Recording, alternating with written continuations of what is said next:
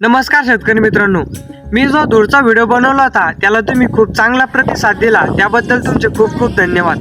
तर शेतकरी मित्रांनो, बऱ्याचशा शेतकऱ्यांचे असे प्रश्न आहेत की हे दूर केल्यानंतर याचे नेमके फायदे काय होतात आणि हे कशासाठी करावं लागतं। तर शेतकरी मित्रांनो, जे आपल्या कांदे असतात ना, आता हिवाळीचे दिवस आहे आणि आभाळ खूप जास्त प्रमाणात येत आहे।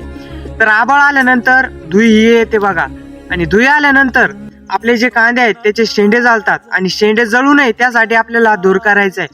म्हणजे दूर केल्यानंतर जे शेंडे जाळतात ना, ते शेंडे जळत नाही, कारण धुईचा परिणाम दूर केल्यामुळे कांद्यावरती होत नसतो। आणि आपण हे नुसतं कांद्यावरच नाही, द्राक्षामध्ये डाळिंबामध्ये जर आपण हे करू शकतो, आणि हे केल्यानंतर डाळिंबावरती आणि द्राक्षावरती सुद्धा धुईचा परिणाम होणार नाही।